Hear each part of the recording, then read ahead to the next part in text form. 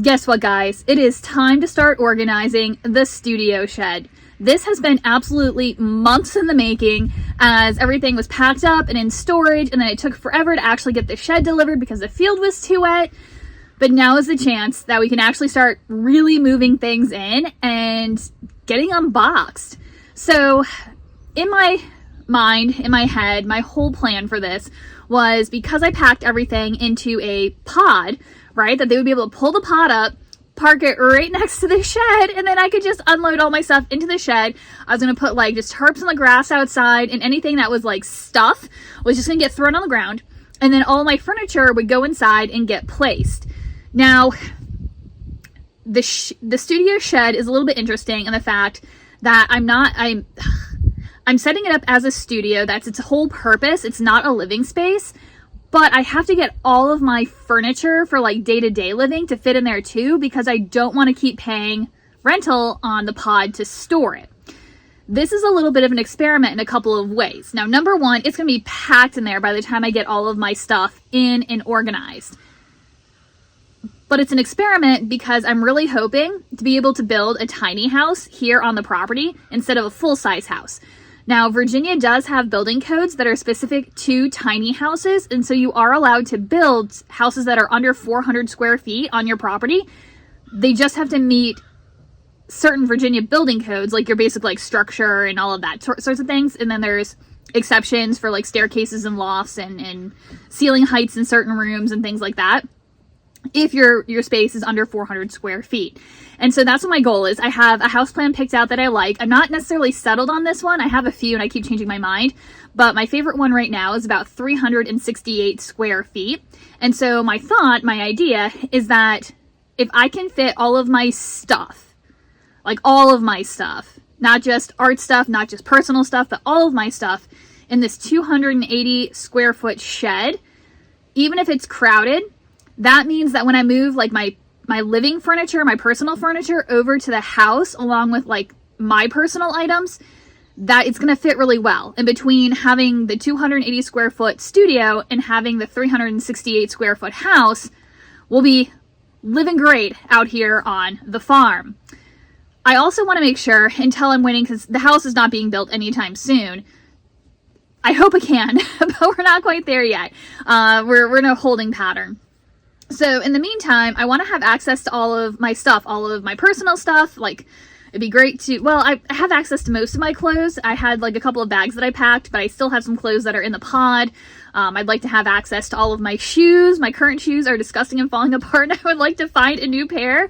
I'd like to be able to have all of my yarn and my other craft items in a place where I can actually access them.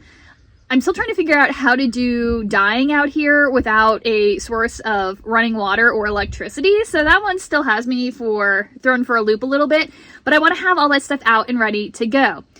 So today we took a trip for the first time to our pod. Obviously, my whole idea of being able to put all of my furniture in first and then load it up with what fits is not going to work. So I started out with grabbing just a few things out of my pod to get us started. Let me show you. So back behind me over here, I have two of these carts. Now, these are not all that I have. I actually have one more black one and one more blue one like this, and then a longer, like if you were to put two of these together, a white cart. So what I use them for, two carts were always all of my dyeing stuff, and then that way I could roll it in and out of the kitchen really easily, and so it was really, really useful. So I had two for dyeing. I had one that was kind of for like current projects, and I had a stash of cotton yarn I didn't know what to do with, so that was on one. And then I had one that held like all of my animal stuff, so like just all of my animal stuff, to have it all in one place. That cart's getting a little gross, but I think we can still use it for animal stuff, and then keep it back out in the barn, and then have, if they need any of their dewormers or their harnesses or clippers of all kinds. Anyway, so that's what that one's for. And then the white one was always for spinning projects and felting projects that I had kept up in my studio room at the old house. I managed to fit two of them along with some other like random bits and bobs in the back of my truck. The main force was two shelves. So I actually today thought I was only going to be able to fit this one in the truck, But after I opened the pod, I realized that I had packed this one. So before I had even settled on which shed I was going to get, I had drawn up like a schematic based on how I would fit all of my furniture that I thought I could fit in my pod. Except the guys who packed my pod were able to play Tetris really, really well, and they were able to get in more furniture than what I expected. And there were a lot of pieces that I like forgot that I owned. For example, all of these black carts they're not my schematic because they're not furniture, but they are. So I don't know what to do with those. So I have a sneaking suspicion that we're gonna have to get rid of some furniture and that it's not all gonna fit. But we'll figure it out, one step at a time. So I thought I was only going to be able to get this guy in, but I managed to slide that one first and then realized that you can see it's like an L shape.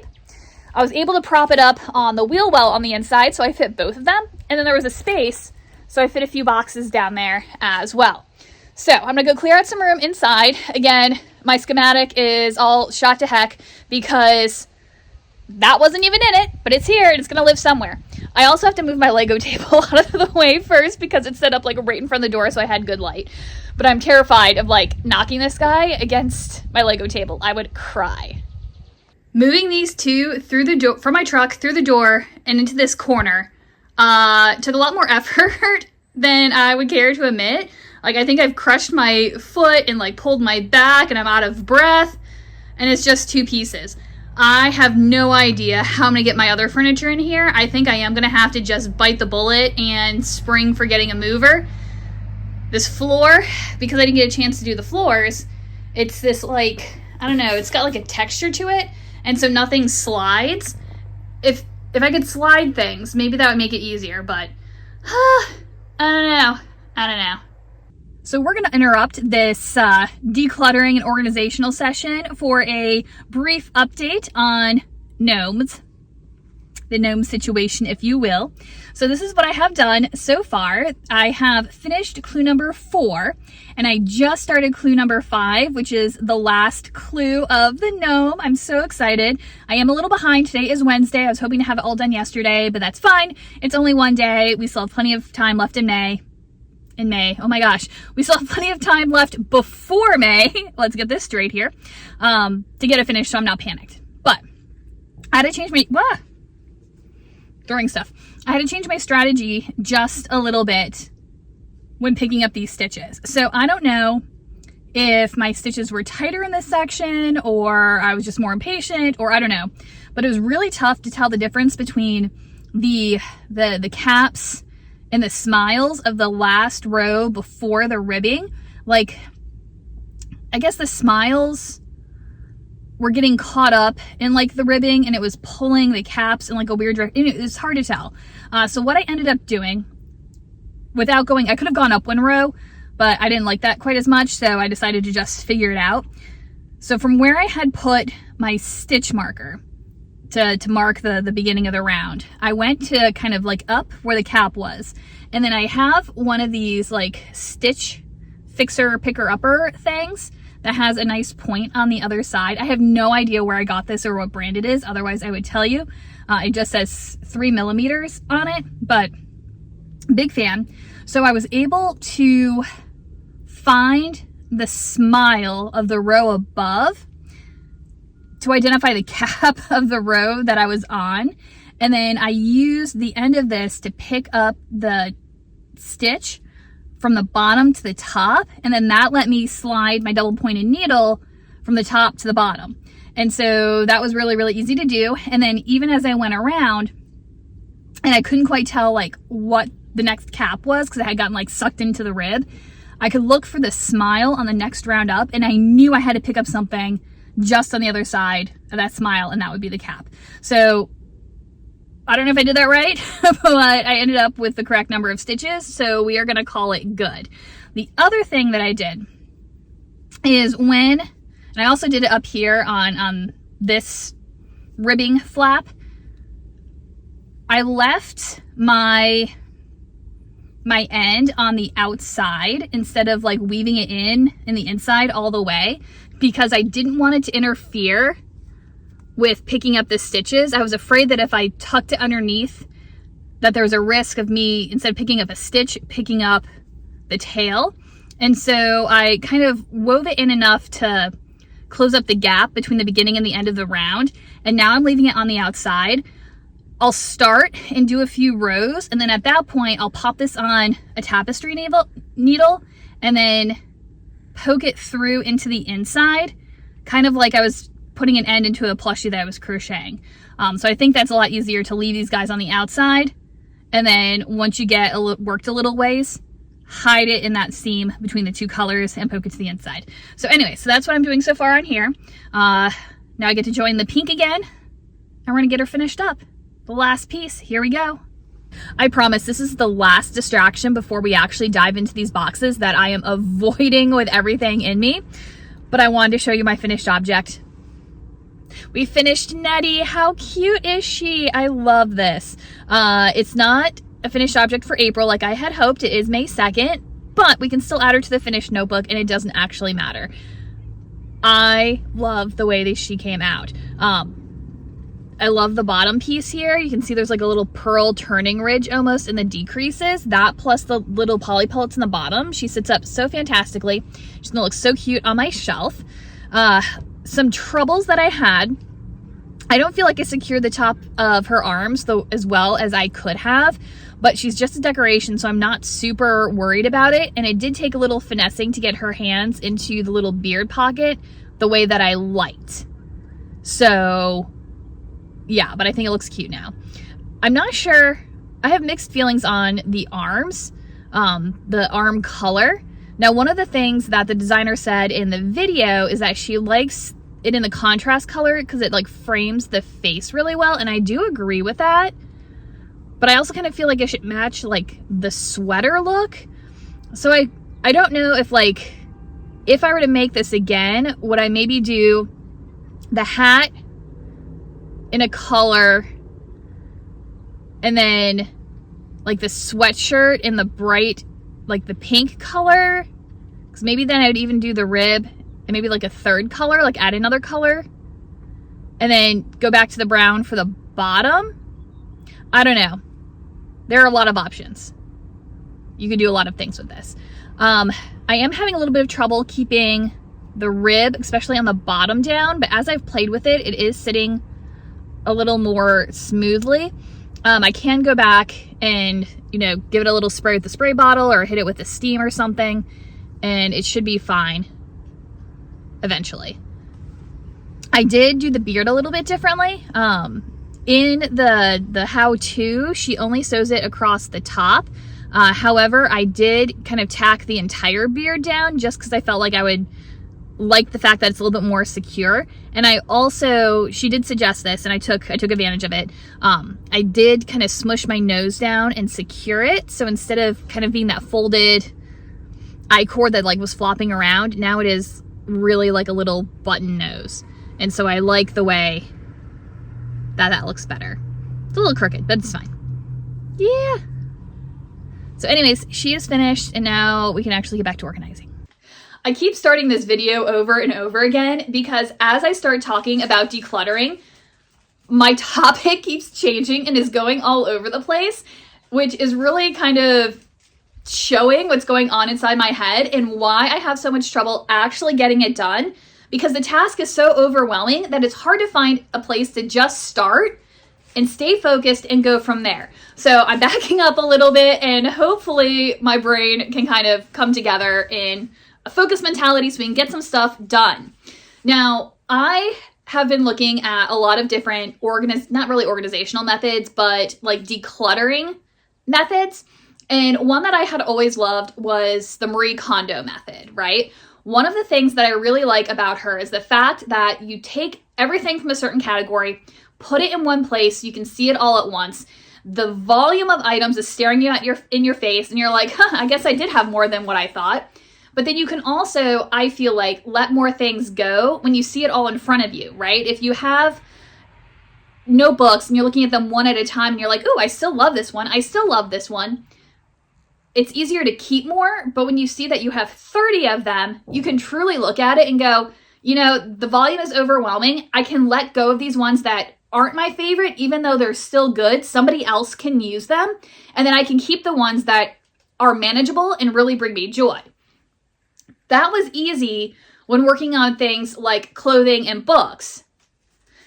The problem comes when looking at things like craft supplies, when there's 1,000 little tiny pieces and they're all spread out all over.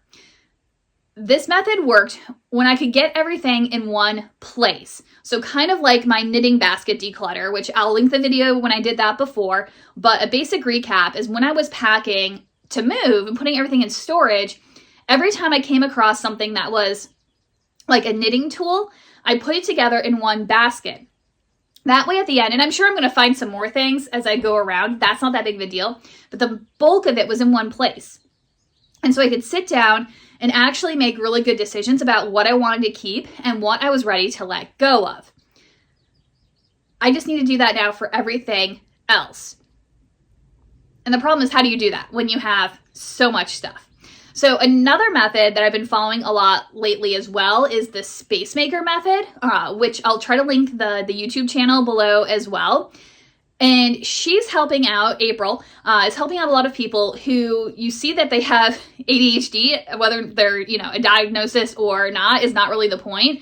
But you can see where the executive functioning comes in to create a lot of clutter, or you have somebody who clearly has a lot of perfectionism, which I also fall prey to.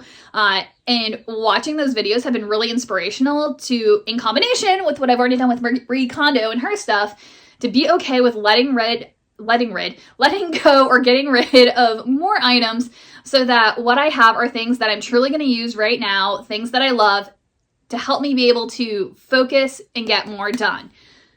So, by the way, side note, and you can see where I'm getting distracted again, but I'm going to allow myself this one kind of digression over to the side. I actually put in an application to have April come and help me unpack the shed.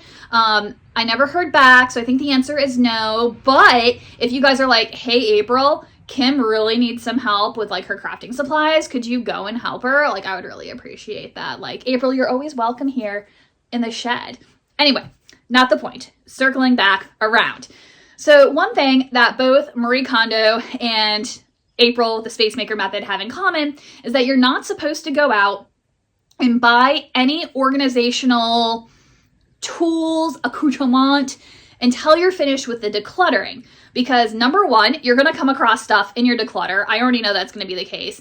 And number two, there's no point in organizing stuff that's not decluttered, because all you're doing is packing more stuff into spaces. You're not making the amount of stuff more manageable. And so you need to declutter first so you can get storage for exactly what you need. However, I broke the rule a little bit, but I did it purposely, and I'll kind of tell you why. So again, with what I like about Marie Kondo is putting everything together, things together in one space. And then that way you can make a decision about that category. One of the good things about the Space Maker method is that you don't necessarily have to, Marie Kondo wants you to get everything of that category and put it in one spot at one time, and then that's it. And if it didn't make it into that pile, you didn't know it existed. So if you find it again, you've already done that pile, and now that other stuff can just go because you didn't know it was there. I can't do that. I can't do that. I know there's pockets of stuff everywhere, and I can't find it all at once, which is the problem. Whereas April tells you that you can do a little bit at a time, start with a quick win, start with a box, start with a surface, and you can make categories. You can make departments for things. And that's what I need. I need to be able to put all of my sewing needles in one spot before I can decide, do I need them all? And the answer is probably yes, because they're sewing needles and they take up no room. But that's not the point. All my embroidery thread needs to make it in one spot before I can declutter it, right? So how do I do that? I had to go out and get some organization. I try not to get too much though. I'll show you what I came up with. All right, so this is one that I already had kind of in my organizer collection. I was just able to manage to dig it out. I think I have a second one of these packed away in a box somewhere, but I don't know where it is. So if we find it, that's great. If we don't, we can start with this one. This is, I think there's 16 of these little containers, and I think they were originally meant to store photographs. I used them when I was teaching to store flashcards and things like that. It was really great for keeping them together for group work, because then you could prep everything ahead of time, put a set in here, set it on the desk. The kids put the flashcards back in theory, and then you could store it back in the larger container. But I'm thinking this will be really great for like craft items to go together. I'm thinking specifically I have some kind of, I don't know, like market items, things like leather tags, keychains. Then that way I can put all the supplies in one spot and they're easy to grab and easy to find. So this is one I already had, but I'm hoping to find another one floating around in the boxes. So off of Amazon, this one's less for organization and more for like helping me let something go. So I grabbed one of these. It's 24 2x2 little boxes. And usually you would store like beads and things like that in here, but I'm grabbing it for my Advent yarns. So you guys know in the past, I've held on to the cardboard boxes that some of my Advents have come in that have like the little cardboard, like flip boxes, or ones like the hedgehog fibers where it's like a giant box with like smaller boxes inside. And I've kept those to be able to organize the Advents that just came in like little bags, because it's hard to wind them up and then keep them in the bag and then they fall out and it's chaos. But now that things are being stored in a shed and it's not like airtight, cardboard boxes have a tendency to attract bugs, and I don't want to suddenly have like a silverfish problem or something inside my shed because I'm storing a bunch of things in cardboard. And so I'm hoping by having the plastic box that I'm going to be okay with letting go of some of those cardboard Advent boxes that I'm holding on to hold future Advents. So hoping to streamline that a little bit with this. And then in the same vein as those previous two boxes, I also got one of these. And this was actually the one that gave me the idea of digging out the larger box. It has all these small ones in here. And so I'm hoping things like beads, I can decant them into the containers and then actually be able to use them. It does come with labels, but I also have a label maker in here somewhere. And so I'm hoping to be, if I unpackage things, then I'm more likely to use them. And so I have that one. I also found these kind of like drawer organizers. And so there's a full one on the bottom, and then they have like these pencil-sized ones, kind of like a half size, and then these little tiny ones. I do have one more kind of set of these that's over on my Lego table holding Legos right now, but this will get me started. And did I tell you guys this? I went to the Habitat for Humanity Restore, and I found this perfect cabinet to fit in here that would have been great for yarn, except that as I got distracted by the item that's here now, somebody took the tag off, so they snagged it literally out from underneath me. But that did give me some serious FOMO, so I grabbed the tag off this item. And so let me tilt you down a little bit. It is an old, like, flip-top student desk, which I'm so excited about because not only is it great, it's not in perfect condition. It needs a little bit of TLC, but it doesn't have to be, like, redone or anything, so it's not a big project. It just needs cleaning, basically. But the little tray underneath is going to be perfect for fitting things like this inside. And so I'm excited to have that. That does mean that as I'm pulling things out of my storage unit, some of it's going to have to go. Because as I find better organizational pieces, I just have to let go of the things that I was dragging from my old house because I just already had it. And then I also got these bins off of Amazon as well. They have a lid. You can stack them. They're a good size, so I can fit larger items, yarn scraps, I don't even know what else in here, my embroidery thread. But then they have a lid that goes on top, which is going to keep it more protected than just like open baskets. I got a set of 8 of these. They came together in a pack of 8. So I have those as well. And then I also have a trash bag over here. You don't see it right now. You don't need to see it. It's just literally for trash, unpackaging items. Again, if something's living in a package, I think twice about using it because you're like committing to it. But once the package is off, then we can use it, right? So I have a trash bag there for that. And then I have several boxes that I've pulled out of various locations that are pretty sturdy. And so that way, if I have something larger like yarn that's not part of my main yarn stash or things that I want to donate, I can pop them right into these boxes and then set them to the side. It doesn't necessarily take care of my cardboard problem right away, but it's going to help with the sorting until I can get everything else in a container that's not cardboard or up on my shelves. So I do have the 2 shelves that I already showed you over here. I have a couple of racks on the other side of the room. One is permanent, 2 are not. They're folding ones, but they'll work for holding things right now. I have 2 carts and then a 5-drawer like storage thingy as well. But we're not worried so much about putting things in their final locations. It's just unpacking boxes and sorting. Now, one of the things that I'm hoping is going to help me declutter even more than I already have is out of sight, out of mind. Now, one of the strategies in decluttering that you hear a lot of people talk about is having a maybe box. So things that you're not sure about, things that like you aren't really using, but you're not quite ready to get rid of yet, you're just not sure about it, put it into a box, put a box in the back of the closet, leave it there for 6 months. And if you haven't pulled anything out of that box in 6 months, are you really going to need it? Or you can go through it again and be like, all right, it's been out of my life for this long. I'm ready to let go of it. Well, all of my stuff, the first half of my stuff was packed back in July of last year. It's now the beginning of May. So it's been out of sight, out of mind for months, like months and months. And then my last push was done in December. So even that has been out of sight, out of mind for at least 4 months. As I have been living with less during that time, it's really made me think about what projects, what hobbies, what even decorative items I really love and I miss and I want to have out of these boxes. And I'm thinking about categories where I can finally let, I think, more things go, because I've not only just, so like in my house when I had them, right, they were there and accessible and I didn't use them, but literally having them in boxes has given me like a little bit of a different view. So I'm hoping to get rid of like another third of my items to really streamline. So we are going to be starting. I have a box down here on a like step stool, and we're going to be starting there. It was the first box that I pulled out of my corner over here. It was one that actually came out of my storage pod, and it's one of the only boxes that I actually labeled. Most of my items are just mystery, and they're just in random boxes with no organization or anything.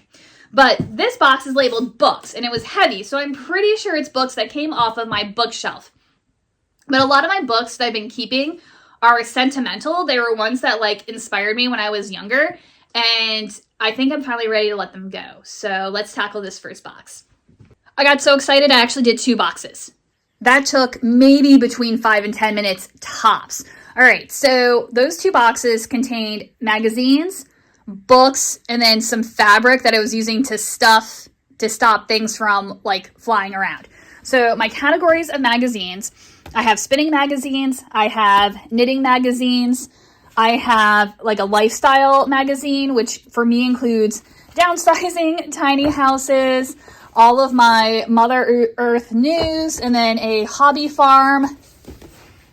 And then I had a willow and sage.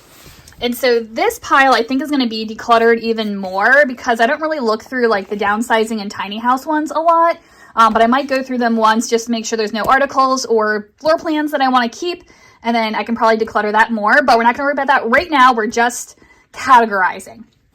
Then I had weaving magazines. And then not all these are necessarily magazines per se, but they're like thin like a magazine. So these are like embroidery type items, cross-stitching and other embroidery.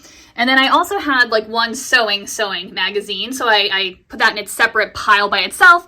But actually, why don't we go ahead and just combine it now while we are staring at it. And then my books that I had in there included some weaving books, some like embroidery books, gardening and farming. I was once really interested in making like handmade books. I had narrowed it down to keeping these 2 guys, which these might eventually get decluttered because I don't really bind books, but for right now they're inspirational. I had a couple of spinning books and then a couple of sewing books. I also had, again, some of those like inspirational books from childhood that I loved. So these guys over here I think are going to get decluttered. I do highly recommend these books, though. They're fantastic. Eva, Walking Up a Rainbow, and Pirates. And then I have some of the America Diary books. I used to love these. This is what like got me into history to start out with. And then my Royal Diaries. These guys over on this side might get decluttered. I might keep them. I haven't decided yet. I kept 2 of the hardback, which I know I have more of these. I might declutter. I don't know.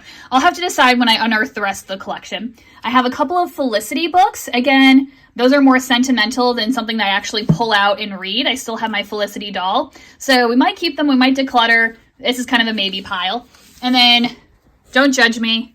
I have the first 2 Harry Potter books in Latin. Again, haven't pulled these out to read them in a while, but they are kind of fun. So I might keep them from nostalgia, or I might declutter them. We'll figure it out later. I also had a few books. If you're a history person, these are primary sources that I just haven't wanted to get rid of yet. I might take them to work to store them there, but we'll see. Philip Vickers Fithian, Fascinating Guy. Diary of a Farmer's Wife. And then Midwife's Tale. Oh, I think I've been telling people the wrong title for this one. I think I've been saying A Diary of a Midwife. Oh, that's a shame. This one's excellent. But anyway, if you need a primary source that's historical, all highly recommended. And then this one, I think for right now, is going to go on my keep section. I love Shannon Hale, and I do on occasion if I just need like a stupid, mindless, not that the book's not stupid, but it's like there's nothing super high stakes or complicated in a Shannon Hale book. So they're like a comfort read for me. So I'm gonna hang on to that one for now. And then fabric, which I use to like stuff a lot of my boxes.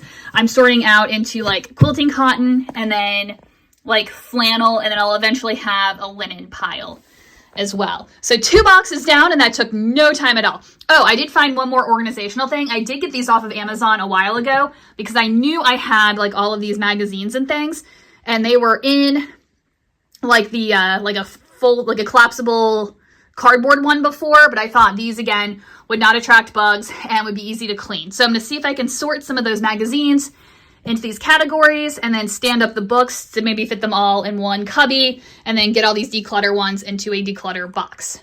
My next box was truly a mystery box, but it looks like it's all fabric. So we'll sort it into those categories I already had going. That was literally such a quick win. All of my magazines, took away my declutter books, my keep book, my maybe books, and there's the fabric. Those are all my cotton and linen.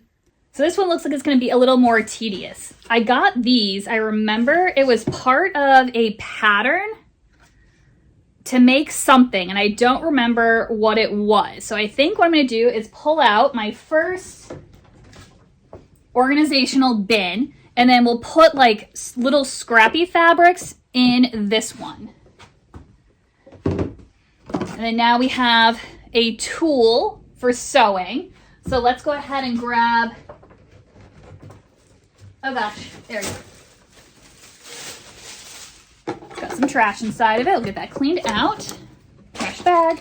So sewing tools will go in here for right now. If we start getting lots of little items, we might pull out like some smaller bins to divide it even more, but we'll start with that. All right, so this is a quilting cotton, but I don't think it doesn't go with those little mini sets. So I'm gonna put this in my quilting cotton section in a second. And then I have no idea what this is. This is a sewing machine cover. I have no idea where my sewing machine is. Okay, so we'll put this in the tools section until we figure out where our sewing machine is. And then I have a bag of random stuff, which includes an embroidery hoop. So sewing tools, I think. And then, so I was practicing. I clearly never finished it. But how cute is that? Is that upside down? That's upside down. I did such a good job. Oh, I love this. I don't know what this was meant to be. I think this was just a practice piece. So I don't think we need to hang on to the practice piece, but I love seeing it. There is a needle, though, stuck into it. so we'll go ahead and grab one of these little ones, needle, and we'll put that into our sewing tool bin. And then this can go in the trash. We don't need to be sentimental about unfinished projects. All right. So this one is paper. It's oh my gosh, what do you call not a I guess a pattern or a chart for this embroidery. I already printed it out, and I would like to make it at some point in time, so I might keep it in a separate paper pile to go with like my magazines. And then I've got all of these embroidery flosses that I think I got specifically for that pattern. But I don't think we need to keep them separate because we're not starting the project right away. So I probably should have ordered more of these. We've already tapped into our third one. So embroidery flosses are going to go in here. And then I found some more flannel. So we'll go put that on our bookshelf in a moment. And then that looks like a quilting cotton. Tracing wheel still in its packaging. Now I didn't unpackage the blades because that seems silly to have rolling around in a basket, but it's not sharp. So we'll go ahead and unpackage that so it can be a sewing tool. I have fray check again in the package. Let's go ahead and unpackage these. I don't think they'll spill, but the package is kind of gross. And I might even just pop them in here. Oh, no, we're not going to do that because then we're mixing categories. I'm going to put them in their own little separate thing just in case they do spill. Oop, more embroidery thread. And so it does kind of hurt my soul a little bit because I did buy these for one project, so they all kind of go together. And these were all for another project, so they kind of go together. But I'm not going to worry about that. I'm just going to throw them all in here. And so I think pulling off that initial Band-Aid is what hurts the most, but it needs to be done. It looks like I do have some that are in packaged sets. These I might leave together because I think these are actually, are these linen? They are. These are linen thread, and these are all cotton, so I might leave these packaged in these containers just for now, and then we'll do better sorting later. More. Oh, I got a paintbrush. So this pencil-sized tub will work perfectly to carry paintbrushes. Duvet cover, so those are linens. I have a linen pile over here. You can see the corner of it. So we'll just toss those over there. Hey, look, an iron. We'll go ahead and just put this on the shelf. All right, so we have some eyelets. These are small and they're a particular size. And so that's one of the reasons why I wanted these like little tiny containers right here. So I'm thinking this is something we can decant into one of these. All right, so one of the things that keeps me from opening packages a lot of times is because it has like the size of the item inside. And I'm always worried that once I open it, I'm gonna lose like the packaging and not know what size it is. Now I do have my label maker, which I can make a little label to go on the front, which I'm going to do eventually, but we're not going to stop right now and lose momentum. And so we're just going to grab this and pop it into the container. I cut that off the box if I didn't already say that. And so then that can go back into that little bin. And then I've got 3 packs of curtains that I had never hung up in my other house. So we're going to pop these over in the linen pile. All right. I have no idea what's in this one either. We're going to be surprised together. Oh gosh, fabric. I think we're mostly, no! Okay, we got this, we got this. Nightmare box. So fabric, and then just stuff.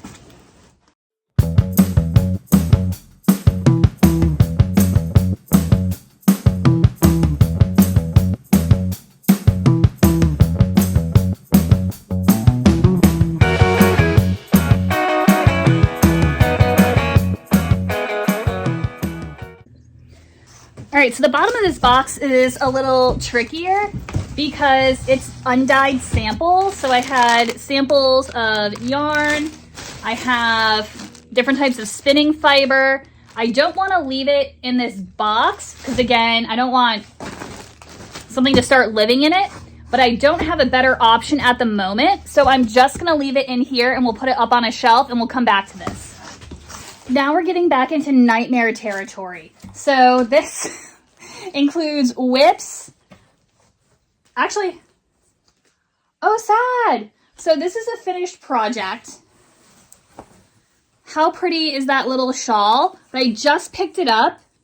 And I think the reason why it got stuffed in here was because it got caught on something and now there's a hole.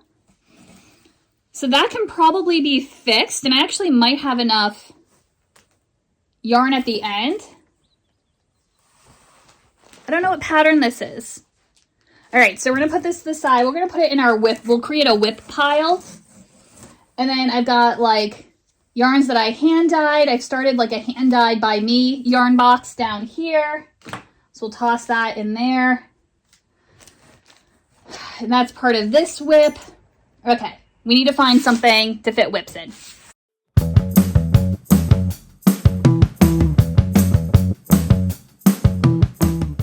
All right, so that was a Munbin thermal label printer and a stand that I had gotten off of, I think Amazon was the stand. So I went ahead and unboxed it, put it together. It's not set up or anything, but now it's out of the box, ready to be used and taking up less space. Now I tossed all the plushie yarn from that last box over there. I'm also finding now more spinning fiber. I do have a spinning fiber box going down here as well. See, you know you're going to find more organizational things as you go along. I think I'm going to start a jewelry tool box. I actually have a really large container that has a lot more jewelry tools in it. It's over there on that shelf. But we'll just go ahead and contain it here for right now, just so we can keep going with this box. All my boxes out on the porch are like blowing away. Ah! All right, so tell me if anybody else does this or if it's just a me problem. So I had gotten a couple sets of embroidery thread, mostly because I liked the storage tin that they came in, and I was going to use the storage tin to store more embroidery flosses. However, the tins sat in a place where they were in storage, and like the tin itself got a little crushed and it was starting to kind of rust around the edges a little bit. So I went ahead and got rid of the tins. I had two of the sets, two different colors. But then these came together and they're like literally stuck to a backing, right? I had originally taken both of them and just put them into my embroidery floss container where I'm corralling everything as the set. Because look, they go together. They're in a pretty order. But part of the problem with it being together in a set like this is that I never use it, because as soon as I break it up, it's no longer in the set, which is obvious, right? So what I'm going to do is I'm going to rip off the Band-Aid, and these are all coming off. No longer part of the set, and now all perfectly usable. All right, so on the plus side, finished all those boxes that were over in the corner. On the downside, this is usually the point where I panic and then stop, and then that's why everything always looks like a mess, because it gets half organized and then I don't know what to do, and then it just stays like that. But let me turn you around and show you what categories we came up with so far. I've got a few organizers. Ignore the box underneath. I haven't gone through that yet. It was not included in my cardboard box pile. We have our embroidery flosses. Found the little spools to put some on. We're not going to worry about that right now. That is a project not for today or anytime soon. I have some pens that I put in here along with a screwdriver. The organization makes sense in my head. Still have just the one paintbrush. I have buttons. What is that called? Needle punching tools. I have pins, needles, jewelry findings. The fabric scraps also got added little pieces of like the embroidery, like Aida cloth. This was like sewing stuff, like stuff that's not fabric but for sewing, so it's just elastic so far. I have scraps of yarn over here, both needle and wet felting, more sewing tools, my declutter box, hand dyed or hand spun yarn from me. This is all fiber. I'm starting to spilleth over, so I'm gonna need a bigger box soon. A box of electronics slash like office supplies. Added a few more books to my pile, packaging supplies, tools, there's like jewelry tools there, safety eyes and safety noses, all my mun bin stuff, and then resin and woodworking, like where does that even come from? And then I had nice stash yarn, but this is not like the current stash yarn that I inventoried and that I'm working out of. These were things that I've had for a while. Some of it's actually already packaged together as like projects, but they're going to stay here. They're not part of the stash that we're looking at for this year. Added some more fabrics, put some paperwork in the little dividers, had my little blending board. I've added more magazines to my magazine organization, extra box because I'm sure I'm going to need it at some point. Hanger pile, and then I've got a bead bucket started. And I think when you have the like departments or categories already started, it's easy to add things to them. The problem comes when you start finding new items and then you're creating more and more departments, and then again it ends up like this. But we're not going to overthink it. I've got to go move my truck in order to get more boxes out of the barn because that went super fast. Not like super, super fast, but like it felt fast. So I want to get some more boxes. Even if we don't start going through them, they can be staged in here for the next round. But I think we're going to go get lunch first. So it's about 3:45. I went to town and got lunch slash dinner, actually slash breakfast as well, if you want to be really specific about it. And then I pulled my truck back to the barn to get some more stuff out. And I was like, hey, I got a couple of batteries, so I'm going to go ahead and mow a section of the field. So I did, and then once both my batteries were dead, I grabbed boxes out of the barn, filled up my truck, and brought them back up to the shed. I think I was wrong. I think when I said that the boxes that were sitting back here before were like a quarter of the boxes in the barn, I think what I actually meant is that the boxes that were back here before, plus these boxes that I've just brought in, those combined are maybe a quarter of what's in the barn. I feel like you just keep digging and stuff keeps coming out. But because it's getting a little bit late, like I still have plenty of daylight left, but I have some work tasks that I need to get done, but I need a place that has some decent internet connection. So I think what I'm going to do is call the organizing and decluttering and whatever unpacking for the day.